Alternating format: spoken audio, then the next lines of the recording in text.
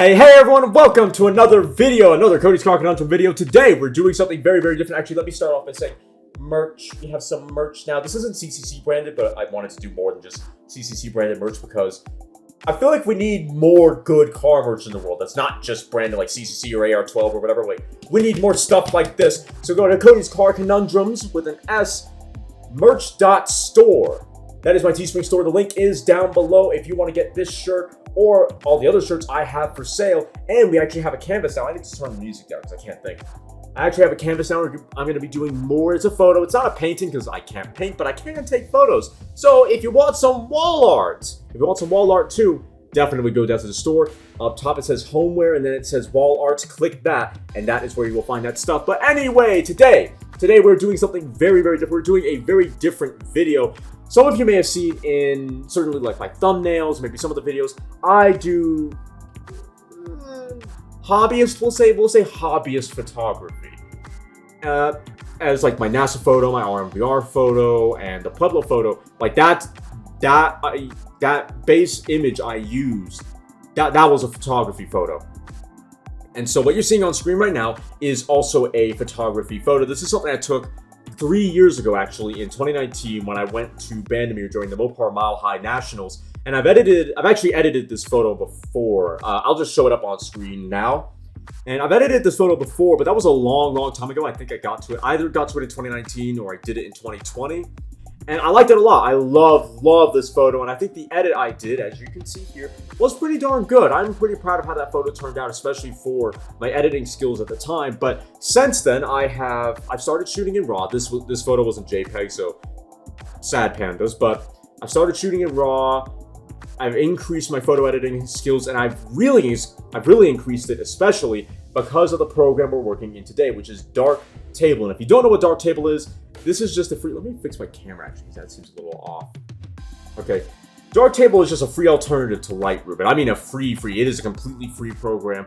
It's a free alternative to Lightroom. And I decided, well, with what I know now, with the editing I know now, especially with like drawn masks, something I've learned in the last week, I figured it would make a lot of sense to try and apply some of the tricks that I use or some of the edits that I do with the drawn mask to this photo, because I think the base photo is excellent and my edit's pretty good.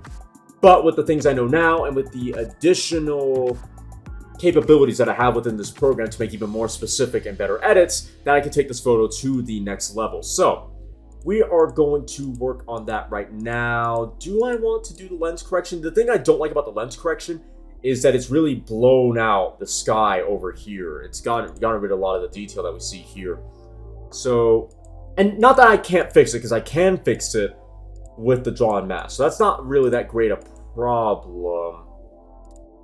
Let's see, will I do that? Yeah, and it does add a little bit of brightness, because this photo was a little bit dark at the time. Because at the time it was like 8 o'clock. It might have been 7 o'clock, so as you can see the sky, it was getting a bit dark.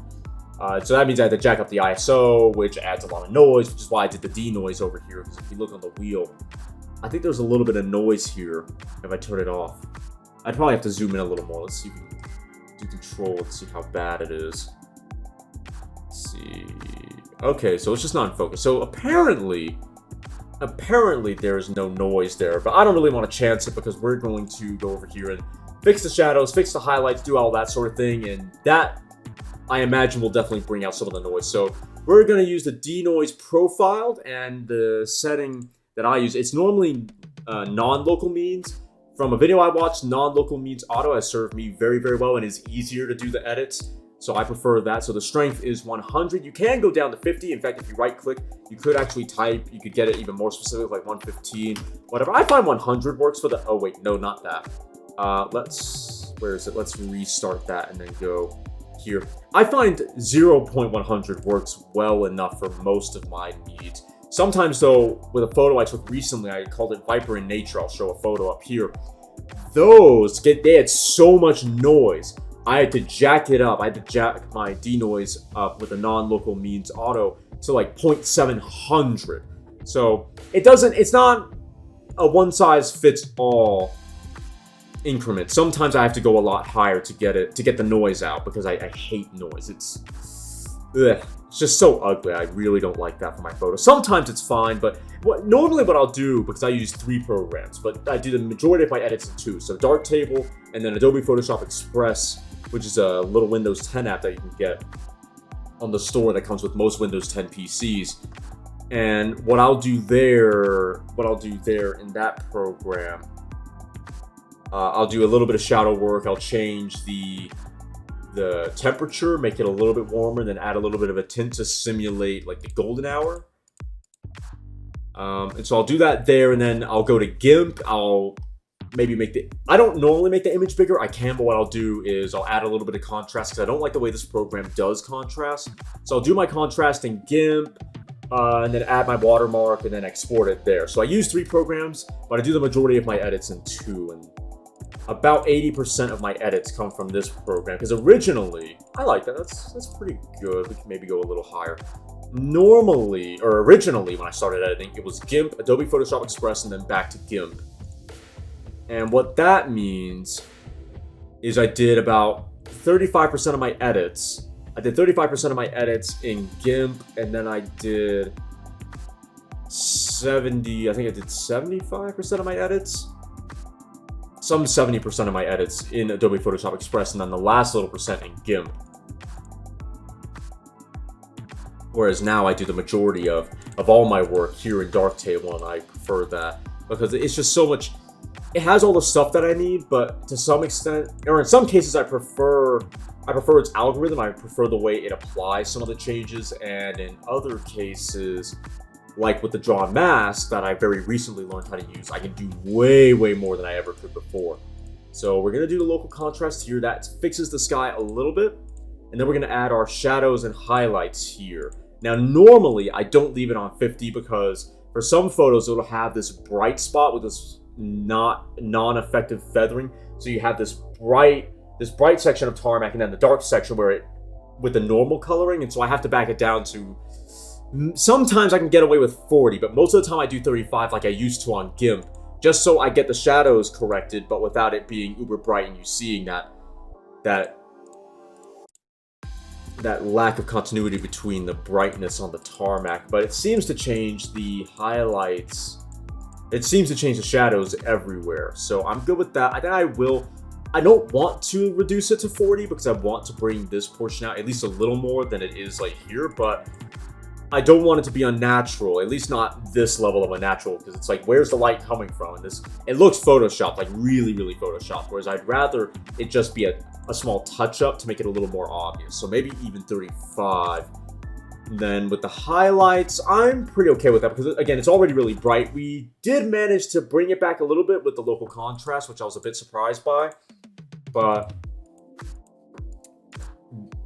again, normally I don't have my highlights up that much, especially not in GIMP, because in GIMP, it really applied it. It hammered an image. Like, you could go up to 50 pretty easily, but anything above 50, certainly 55, it was overdone. So, whereas in this program, though, I think that's not quite the case. 40 sometimes works a little bit better. It really just depends on the photo, but I think we're going to go to 43 because we're going to select this later anyway to fix that. And honestly, we might just get rid of it as a whole and do the drawn mask anyway, because my only issue with fixing the highlights is it gets rid of the detail on this tower here, and I'm not a big fan of that. So let's go to the color zone and let's make some sweeping changes first. So we're going to do that. I want to bring the red out mostly here. It does bring the red out actually on the shirts here and on the Dodge little rhombuses here, like the flag actually, because it's supposedly a flag, but I think it's rhombuses. But it also makes the image a little bit warmer apparently. But I want to bring out the red here, not really here, mostly back here. That's what I'm really trying to get. And it's a little good. It's a little bit better. It also brings the red out here. The only drawback is it brings a little red out in here as well, so we have to be very careful with that. And then we're going to bring out the blue because I want that to be a lot more vibrant as well. A very colorful image I would like this to be. It also fixes the Mopar here. It adds a little bit of coloration there, which is unfortunate, but I can select that. I can select that specifically and remove the coloring. It's not that big a deal, but I could do it if I wanted to. It also fixes this little bit of blue here, and it adds a little bit of blue to the sky if you look over there. See, a little bit of blue to the clouds, so I'm good with that.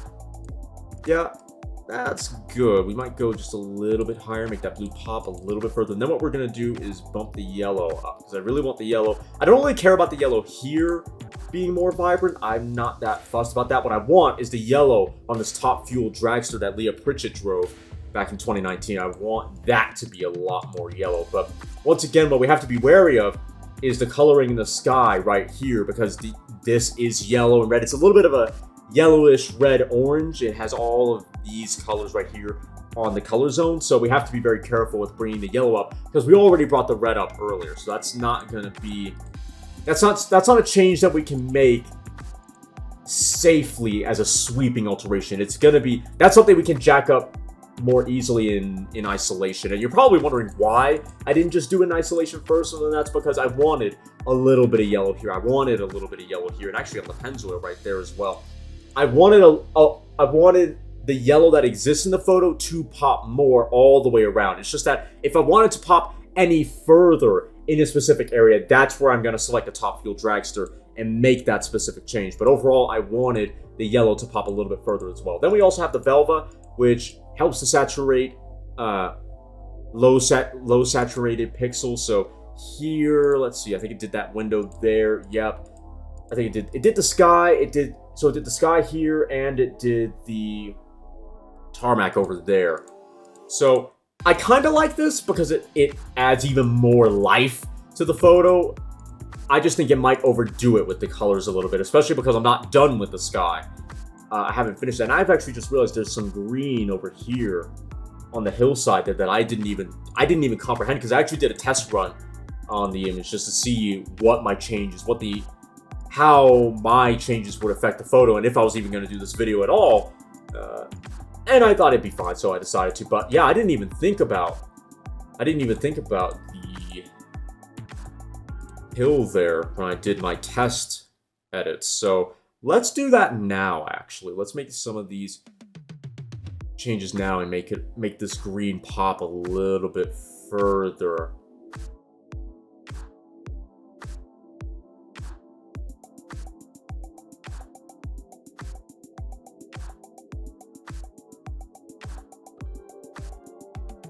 Okay, I think we got the majority of it. So we should be able to make some changes here and bring out the green. That might not be where the green actually is. Let's go a little bit closer towards the yellow. I think it's making some changes, just not many. So it is somewhere in the green here. It's just really dark. So if we go all the way up and then we turn it off and then we turn it on, you can see it's not actually that great a change. It didn't improve the saturation that much. Now if we go like this with the yellow, see, that improved the saturation a lot. At least for some things. It also improved the saturation of the red here. Probably because I did select that. Not entirely by accident, mostly because I just didn't really care. Because I wasn't going for the red, but yeah. We might have to turn this down a little bit so that that flag over there isn't overly saturated. Yeah, I think let's bring this back a little bit, and then I'm going to make a separate one. So that we don't quite hit the orange and yellow portion of the color zone, but we still get that extra green that I want. Okay, and then we're gonna back it off a little bit, just so again it looks a little more natural and it doesn't overpower the image, because this is the focal point, not that. So I want it to be a little bit more lively and less dead, but that has to be controlled. So okay, I think a little bit higher, not all the way up. Is that good? Am I good with that change? I think a little bit less. There we go. That's going to be good enough for now. Then what we're going to do, we're going to hit this hillside over here.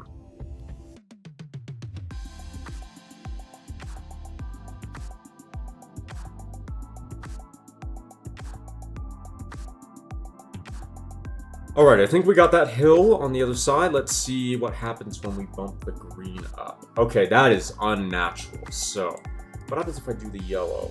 Do I get the rocks at all? Not really. Dang. Okay.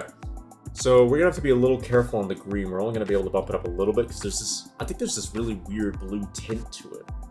Maybe if we bring the blue down, that'll fix it. Yeah, there's just this slightly awkward blue tint, I feel. Because if we just jack it all the way up, there we go, that's better. And then if we bring the blue back up, you see how there's that awkwardish? Yeah. English is actually my first language, and I'm just destroying it right now. I am desecrating the English language. You see how there's this really awkward blue tint right around here in those darker trees? So if we get rid of the blue over here, see, it's blue, it's completely green. I prefer that. I don't think we'll get rid of it all the way, because even that might be a little unnatural. But yeah, I think that's pretty good. And then we're going to bring this down a little bit. It already lacks saturation. Again, I just want it to be a little bit better than it is. All right. There we go. Okay, it's not overwhelming. We're going to go back up a little. Okay, cool. So now what I want to do, I think, is start over here with the Top Fuel Dragster and get some more yellow, actually.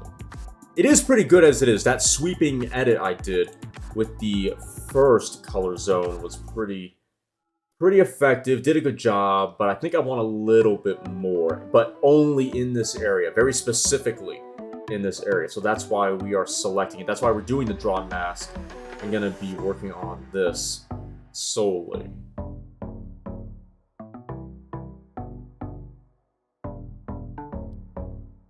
Okay. So not the most precise selection I've ever done, but I just got all the areas that obviously had yellow in it. Okay. There we go. See, I want this image to be fun. I really want it to pop, because there's so many colors. The sky was really, really interesting at that time with the clouds, but the sun peeking through at the same time. A very atmospheric photo, I feel. So, again, I want that yellow to really, really pop. There we go. And then what we could even do, if I decided to, is go back here and make the red pop a little bit more on the Dodge, rhombus flag, whatever you want to call it. I don't think we'll do that, but yeah, I think even just a little bit lower should be good. Okay, and then what we're going to do is we're going to rename it. So if you ever wanted to know in Darktable how you delete instances of something, because I didn't know forever, you click on this little like page thing here next to the reset button and then delete. You can also move it up and down. You can duplicate the instance. You can create a new instance. That's what I've been doing. Or you can rename it.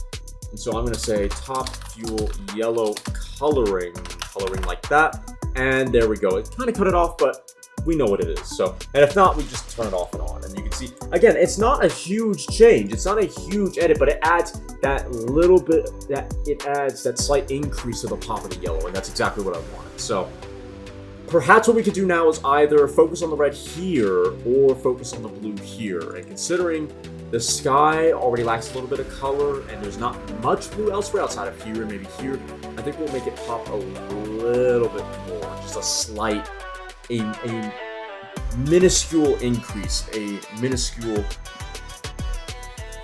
bump in the color of the blue, in the blue decal right here.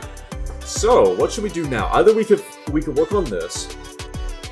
We could work on the local contrast specifically for the sky and make the sky a little bit more interesting, because I'm pretty okay with the local contrast of the rest of the photo. So we either do the sky specifically, or we have to do the sky specifically, or we work on this. I think maybe we'll do a haze removal on the sky specifically. Let's do a little test here. Let's start with a test and see what that'll do. Because from what I remember from when I did the test, it didn't do that much. It didn't do what I was expecting, because what I was hoping the haze removal would do. Because it does this occasionally. It reduces the brightness of a bright area like this. But I don't think it had that effect the first time. So let's... Did I select it or did it just miss it? I think it missed it. Okay. Try that again.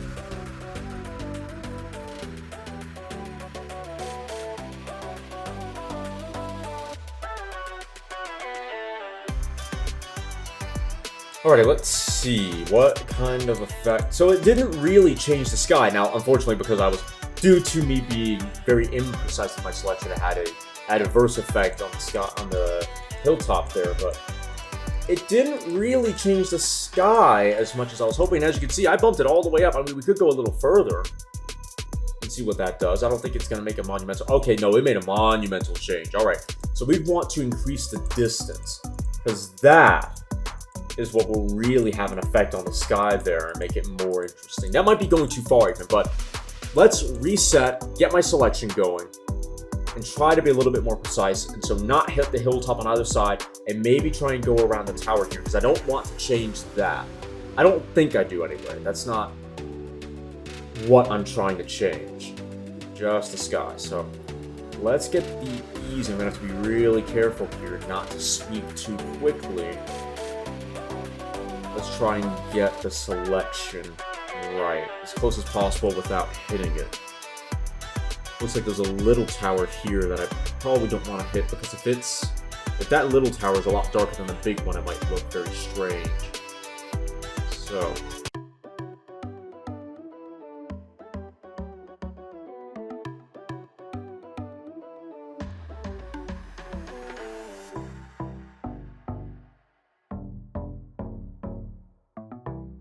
alright, so that's what it looks like before I selected it all. As you can see, I went around the big tower as best I could, because I had to get close to it, so I got all the sky, including with the feathering, but still stayed far enough away so that I wouldn't adversely affect the tower. Okay, there we go. Alright, so we upgraded the distance. I say upgraded, we increased it. We increased the distance, and I kind of like that. Did it undo? Okay. I kind of like that as far as a change, leaving the strength at 0.20 plus, actually. Because I think if we go like all the way to 1, or even, hell, even 0.50, it's going to look really weird. It's going to look like I dropped the sky in Photoshop. And that's not the look I'm going for. I didn't see that great a change yet. So let's go all the way up to 1 and see what that does.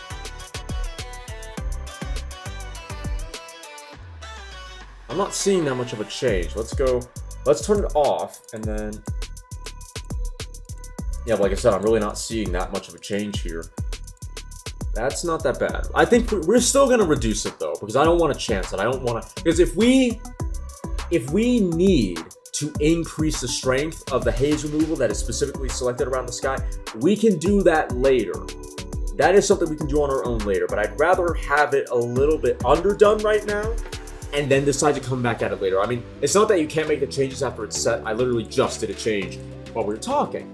Again, though, I would just rather have it a little bit more right. A little bit more accurate right now. And I say more accurate, but I guess it's more so...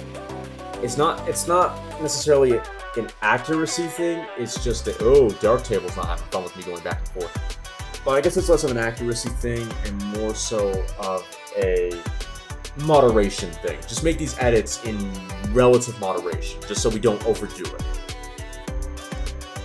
Now, if you see here, you can see I didn't quite get that area, which is a little annoying. Like, I can see that pretty obviously, and I think some of you can as well. Yeah, but I'm not sure how much I really care.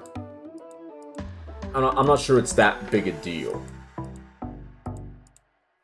Yeah, we'll leave it. Like, it annoys me because I'm looking for that kind of thing as an editor, as a photographer. I'm looking for it, but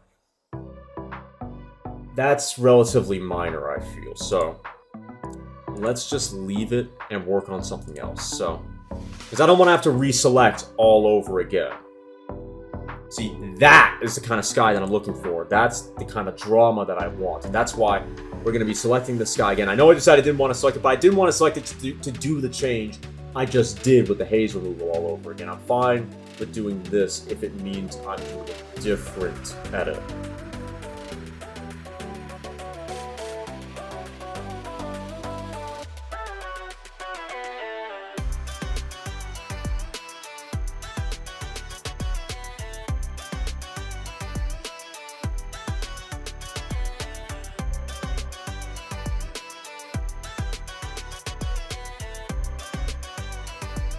Alrighty, let's get this little corner here. Let's see. I'm just trying to touch up areas I might not have gotten close enough to. Okay. then we're going to turn that, because that shows us where I selected on all the feathering. So we're going to turn that off because I don't really need it.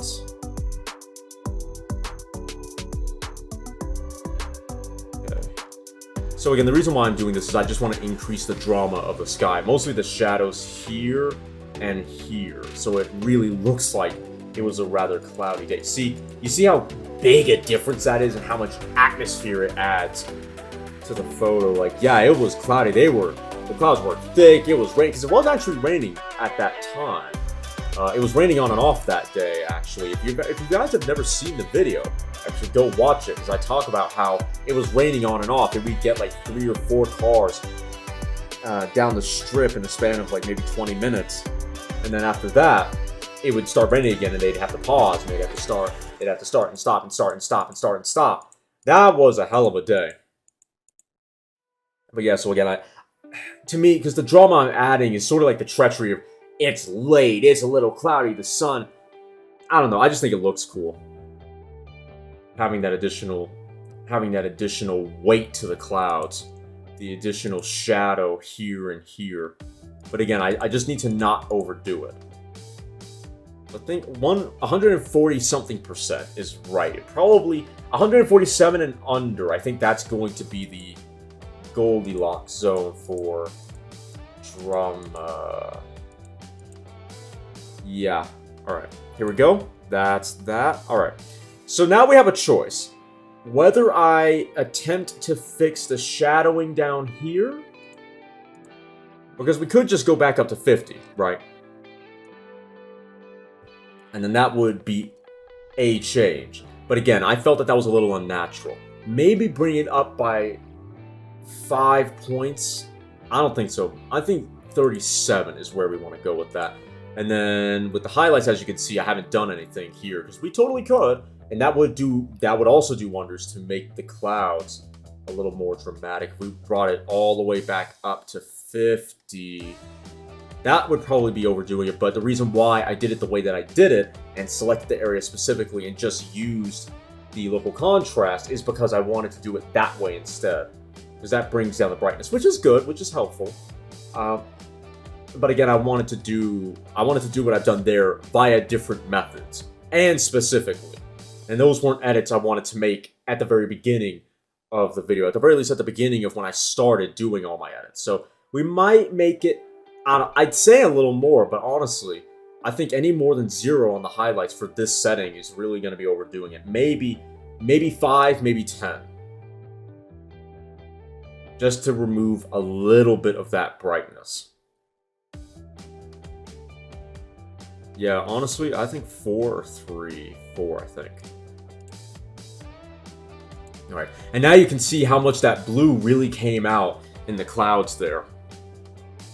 Alright, so, now the question is, what else? Assuming we need to edit anything else, what do we edit? Because we could go with the Durango here and go to a base curve and remove some of the shadows, but I feel like we've removed the shadows as much as we can without it looking too bright. Like you change is it the white balance? Change more, I guess the exposure, like the black level, perhaps. Yeah, because to show you guys what I'm talking about, let's do a small demonstration of why I'm a little on the fence, but lean towards no of doing what I'm about to do. For a demonstration. So there, we get the wheel, alright. I'm going to try and be a little bit neater here than I was when I did the test. Just so we don't get some of the outside the line problems I was getting during the test pre-recording. Outside the intended area problems I was getting pre-recording. So here, okay, that's close enough. Did it?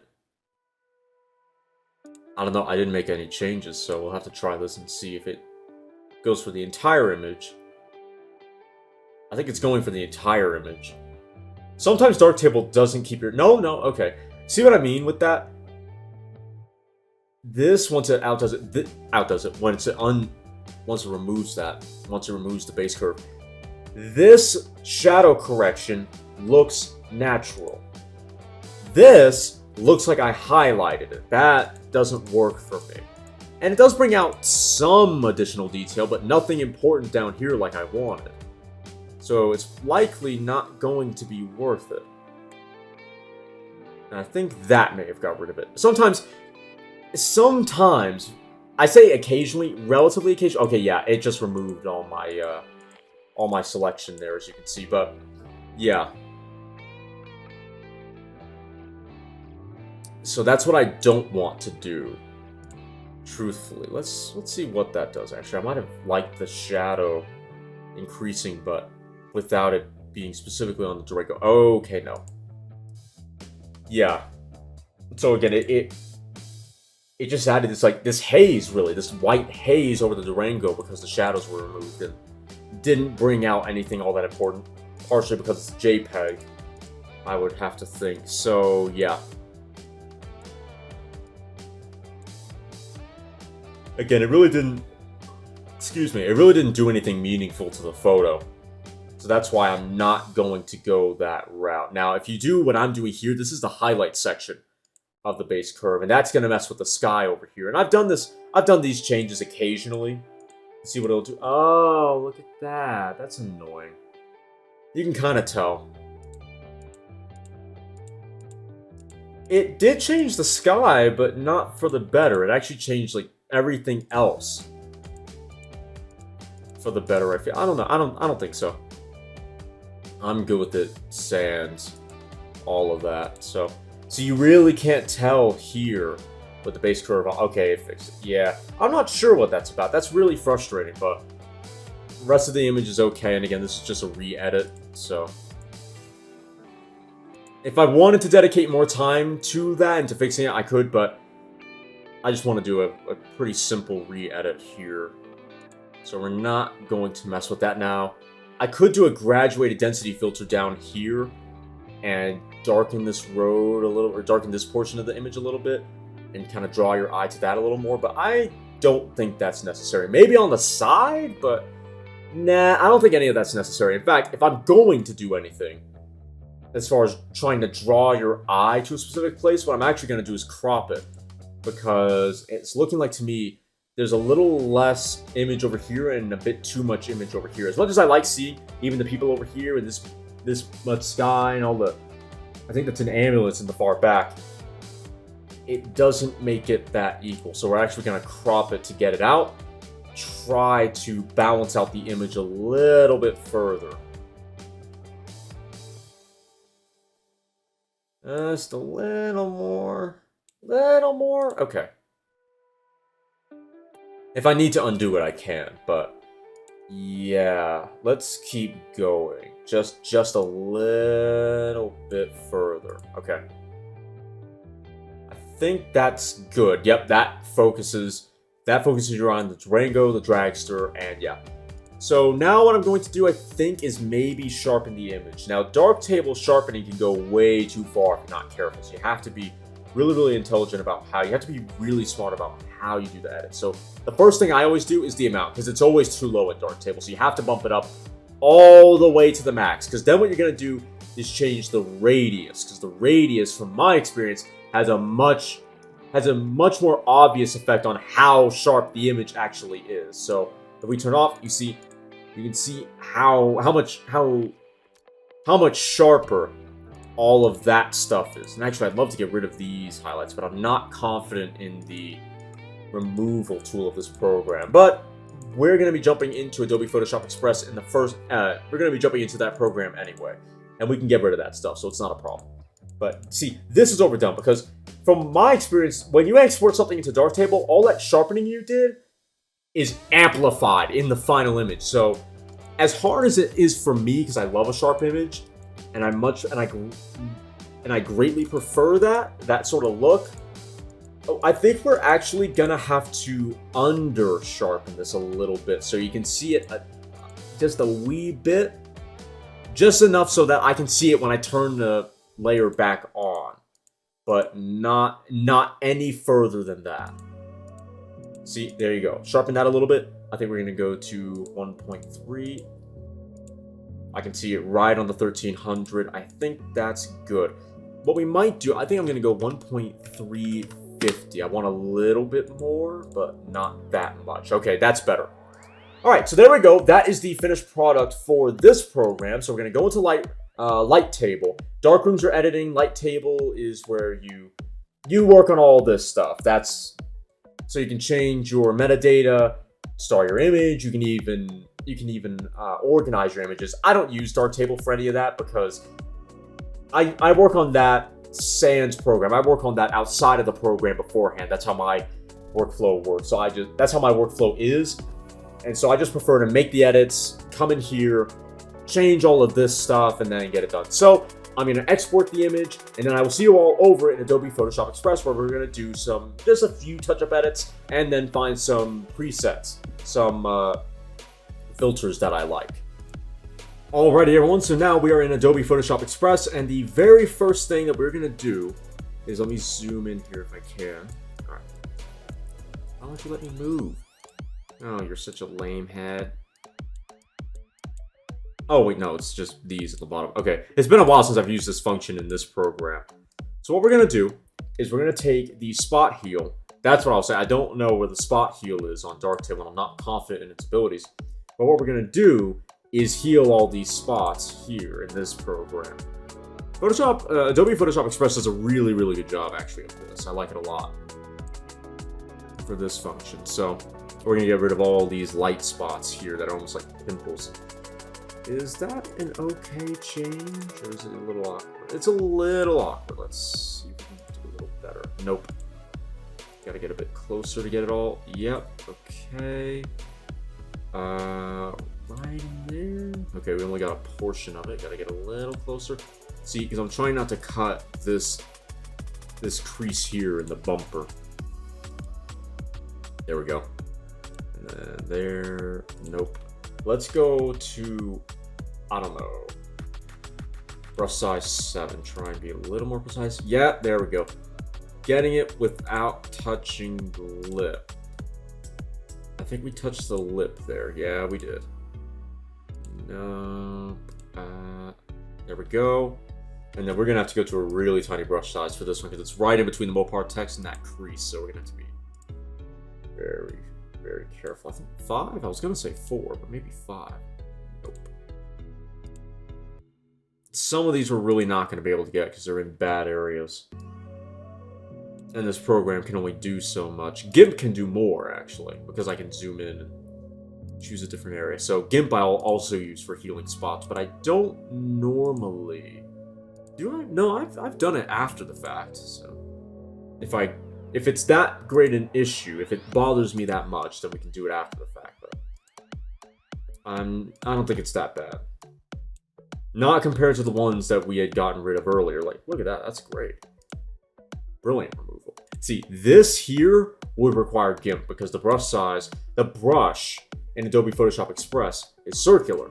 This is not a circular spot that we need to heal, so it's not going to be of much use to us for that. So let's keep getting all the circular ones that we can. Be a little bit more accurate.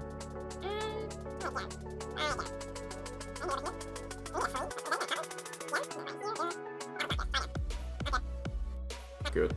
I think we'll have to leave that one. Let's go over here. Can I get rid of that? Do I need to? It's pretty far away. Alright. Then let's zoom all the way out. And look at that. Way cleaner than it was before.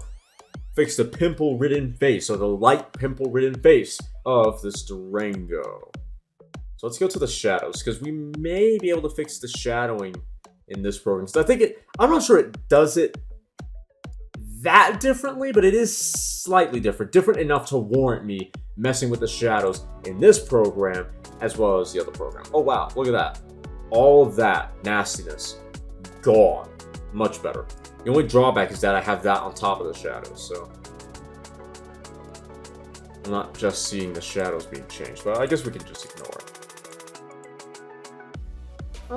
I'm okay with that. Maybe 15. Do that instead. Then we also have clarity in this program.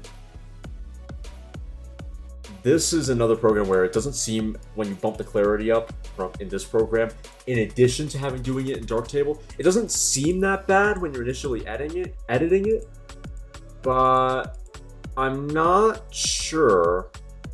I think once you export it, it actually once again gets magnified in terms of its effect and kind of overdoes it. So I'm tempted to do it, but only slightly. Let's see what the dehaze does, because apparently from the thumbnail, this is probably all the way up, and I'm all the way up, and it changes the sky. It changes the sky to being way too dark and blue. Yeah, that is definitely overdone. So let's make it a little less. Okay, I think 15, is that good? Yeah, it adds a little bit more color. It darkens a few other areas, but I think I'm good with that. Maybe more like a 7. Again, not to overdo it, just to add that little bit of pop, and then with the clarity, do the edit that I know I'm going to do for certain, and then the one I'm not completely sure of, just to see how it affects that image, that version of the image. I'm okay with that. I think we're gonna go to a 7 again. Just a slight tweak. And now what we can do is this, with the temperature, bring it up by about, I do anywhere between like 4 and 6. Just so it's not completely orange, so that I don't have to overdo it on the tint. That's not overdoing it, but yeah. See, and that gets a little bit more of that light right in here because we changed the temperature and then we kind of changed the tinting. Mostly, I think for this area, it's mostly the temperature because this area is already pretty orange. So adding that makes it seem like the light is really shining onto this part of the car. Onto this part of the Durango SRT. I don't know if it's actually a Durango SRT. I'm not sure. It says Dodge SRT, but those aren't Durango SRT wheels. It's probably a normal Durango. With that said, though, it does have the SRT hood. Maybe it was an SRT. I'm not sure. Let's see. Yeah, I don't know. I like that a lot, actually. Especially here, because it adds the correct coloring. It adds the correct lighting, like light temperature there. This is a little bit blue. What we're gonna do, I think, is we're gonna save it. Alrighty, everyone. It crashed a little bit, so I had to redo my fixes. Actually, I just saw an area I missed. But yeah, Adobe Photoshop Express crashed briefly, which was very, very annoying. And because of the relative low resolution of the image, I didn't want to go with the save, because it did save, thankfully. The bluer tint version did save, but again, I didn't want to go to that one and then do some other stuff and then resave that one, because it felt like the resolution, the quality of the image would be lost even further. So I had to redo it, unfortunately, but I think we got pretty much everything here except for just seeing an area right there. Let's go a little bit bigger and just try and get that in a swoop. There you go. So I saved the blue version, the bluer temperature version, and now we're going to go with the warmer, more orange version here. So that we have both, because I'd like to have both as an option. And then I think what I'll do is I'm going to cut each time I say. I'd rather not, because that's going to give me a lot of image or video files, but I'd rather this thing doesn't crash multiple times while I'm trying to save. Because again, I don't think this image is good enough to handle like multiple saving overs, because it's only a JPEG. Alright, let's see. Is that good? We're gonna back it down a little bit. See, is that, yeah, I want to go less on the temperature, but I also want to go less on the tint. So a relatively equal exchange and reduction. Yeah, there we go. I think that's it.